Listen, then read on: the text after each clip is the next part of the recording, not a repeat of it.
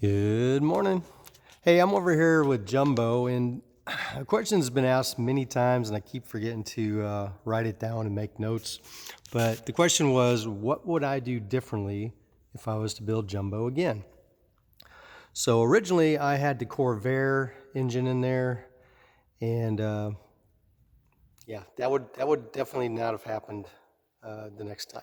So let's just start from the front, and we'll just see what I would change from factory if I was to do it all over again. So starting right at the front, the variable in-flight propeller system known as VIP, that would be a must-have, which means you're going to put the Viking in there. Now, I've got the Viking 130. They got the 150 to 195. The 150, 195 are going to be probably heavier than you would want. So I think the 130 is still the sweet spot. So I would go with the 130 with the variable in-flight propeller system. And I would do it initially versus a ground adjustable, because if you don't, then when you switch over later, then you have to go back into a phase one testing and all the paperwork. It's just a headache. So you're going to want it, you're going to enjoy it, and you're going to be glad you got it. Now, the engine mount, I'm not going to pull my cowling off to show you, but the engine mount, they've changed, so it's a little bit closer to the firewall, and it has a little bit less offset. So I would go back, I would put that in there. Now, this is my cowling. This isn't the Viking, or the Viking cowling. I am really fond of my cowling, and at some point I'll get it into production. But that's what I would put that on there. Now, the Viking spring, the nose gear system, I would definitely do that. So save yourself the money from stock, bungee, and all that other stuff. The Viking spring works really great. I would go with larger tires, and if I was going from scratch, I would go with the 6-inch tires. I've got larger tires on my 5-inch wheels, which are working fine, and I can still put my wheel pants on them. I just had to trim them out a little bit. As you can see there, they're still fit. But if I was to go brand new, I would just go 6, and they'd be a little bit wider, a little bit taller still. And yeah, a little bit more weight, but it opens up the versatility of it. Whoops, there goes the door. It opens up the versatility a lot. Let me walk back here and close this door so it doesn't slam again. Let's see, thinking in the engine compartment there. I think I've got everything there. If you can get tinted windows, definitely get tinted windows. I doubt you're going to be able to, but if you can, great. One thing I would like to do, or I would do, is I would find another way of mounting all this glass versus drilling holes, because when you drill holes, you're going to get cracks. Mine took a few hundred hours to get cracks, but I did get cracks.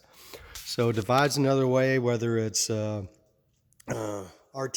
or some sort of glue or some other sort of mounting system, but do it where you're not having to drill holes through everything all the time. That just increases your chances of cracks. So far I do have some cracks on the door down low.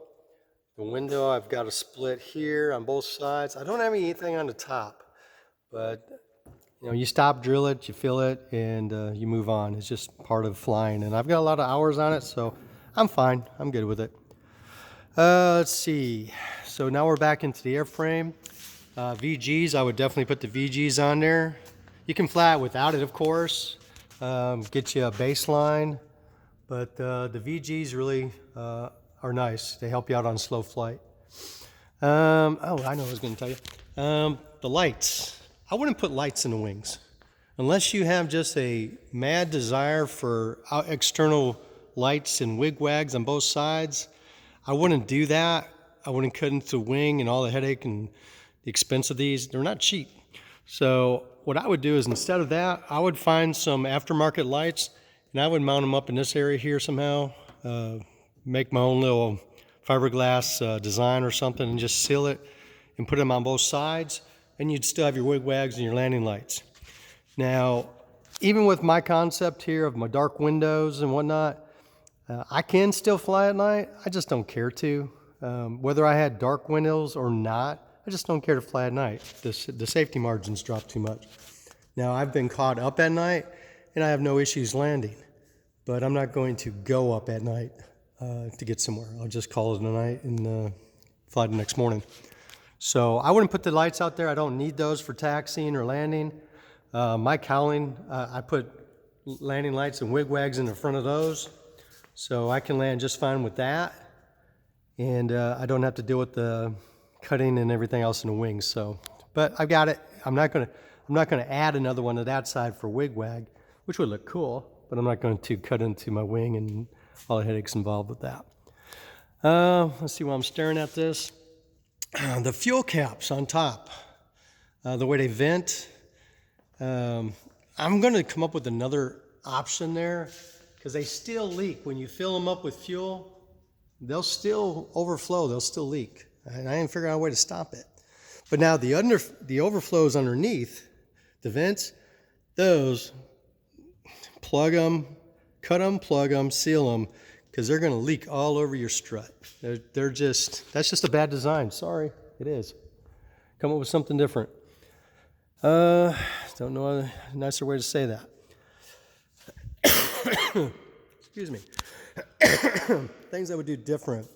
All my powder coating, I would probably just save myself the headache and thought process of trying to make something fancy and just do all my powder coating, the rails, the tubes, all that sort of stuff.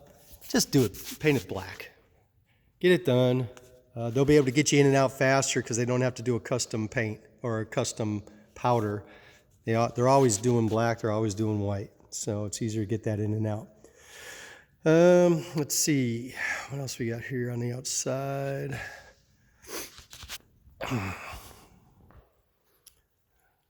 Nothing going on here that I can think of. Antennas are fine. So let's just bounce around on the interior a little bit. Lighting's not going to be that good, I'm sure. Seats, I would go with Flightline Interior or Lemke. They are back ordered, but they are very comfortable all day long seats. Mine, they did 48 states, no issues. So I'm very happy with those. Sliding seats, I'm on the fence of that actually. There's pros and cons. Weight-wise is the con, but there are times where I'm flying and I just want a different leg position and I'll scoot the seat up just a little bit. And you can't do that unless you got adjustable seats. So yeah, I would probably stick with the adjustable seats even though it's going to weigh a little bit more.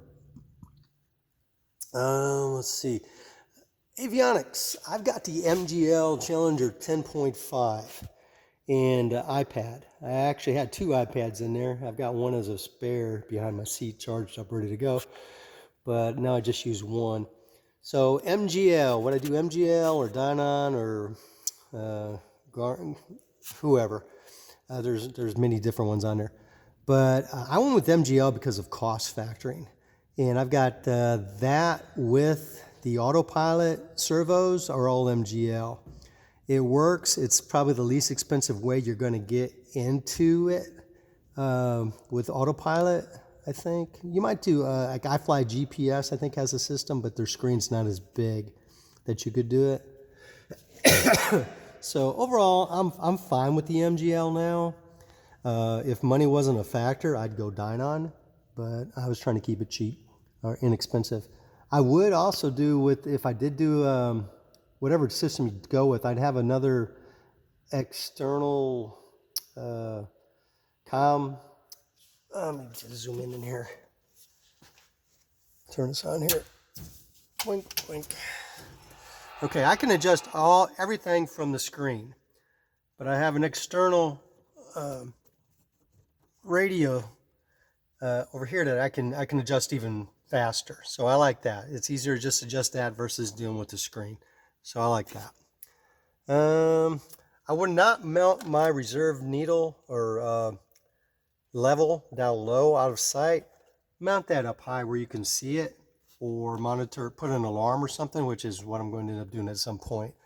But save yourself the headache. Just move that up here in line where you see it when it moves. You know what's happening.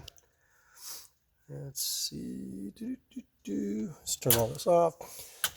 I have a bad habit of coming in and checking on my gauges, like in the hangar here, and leaving a switch on. And I've killed a few batteries doing that, so come up with a system for that. Let's see. Oh, put all of your trim and flaperons on your hat switch here on your hand, because your left hand's going to be on your throttle, your right hand's going to be on the stick, and you're going to be using this a lot in flight if you want to be comfortable.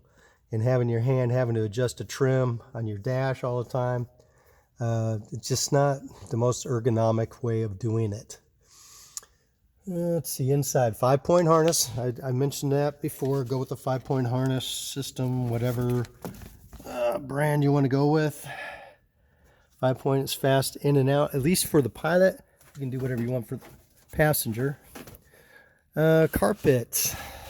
I did go with carpet after a while, just to make it a little bit quieter, and it looks a little nicer. So yeah, go with carpet. And let's see. Oh, I mentioned a while back ago David Clark headsets. I found to be extremely comfortable. The Bose A1s hurt my head after about 45 minutes. I ended up selling 2 sets of those. Bought my David Clarks. Absolutely love them. Let's see. Things I would do different. Oh, let me bounce around to the other side. Now I do have the Viking 130. So I have a reserve header in the back in the hell-hole area, and it's aptly named. But what I would do if I was to do this again, I would have put a door here, an access door to get to the filters on mine. I've had to crawl in that hellhole, and it's a pain to get those filters every year. But since my installation, they've come back with a 3.5-gallon pancake header, and they braced it in the center of the fuselage in the hellhole area where you just drop the cover and it's right there. So that's not going to be a problem. So yeah, do the pancake header tank and you're going to be just fine. Let's see, what else? Anything else? I got VGs on the tail, on the rudder. Oh, painting versus vinyl wrap. Ooh, that is a tough one.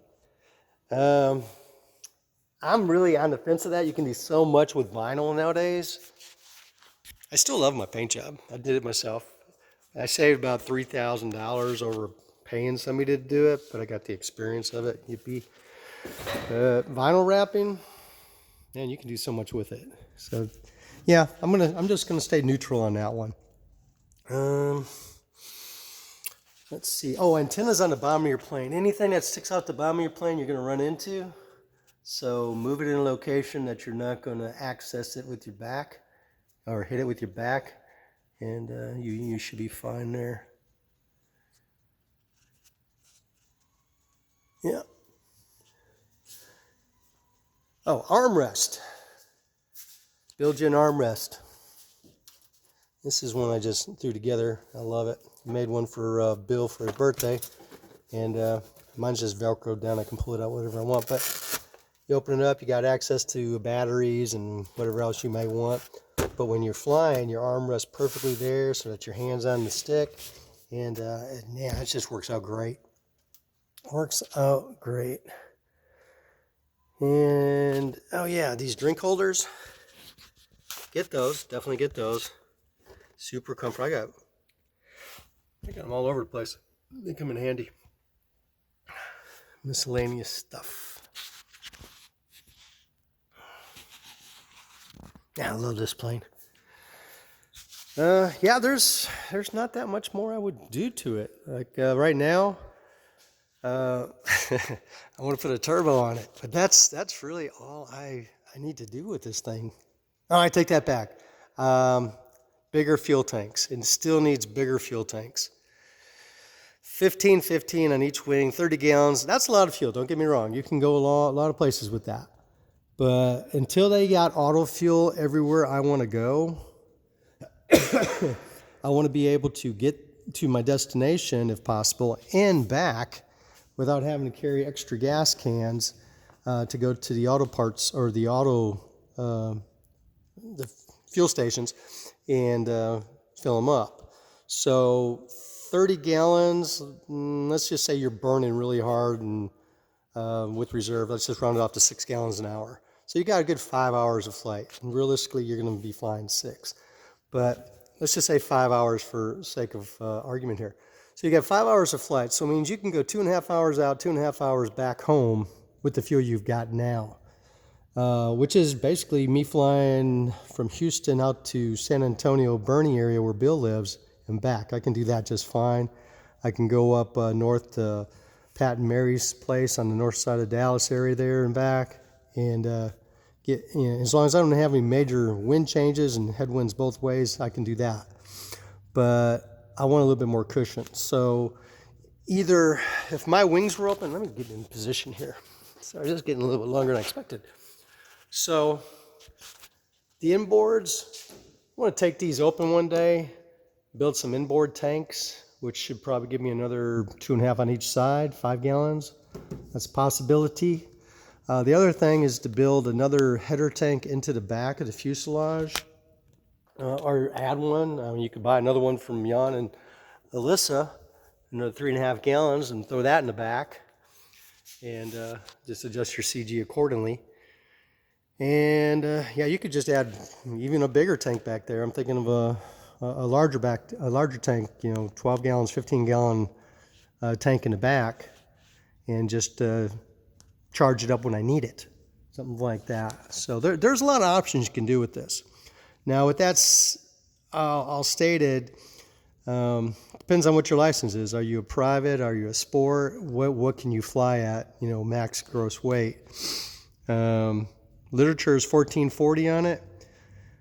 Mine has been sandbagged up to 1650 and test flown with that, so I'm quite comfortable loading it up. But you may not be able to or want to, whatever. But with that, it flies just fine. I don't have an issue with it. It's a very wonderful plane.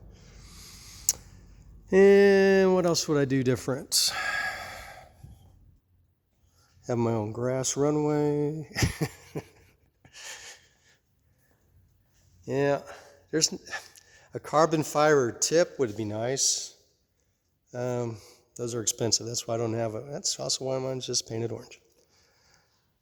But that would be nice.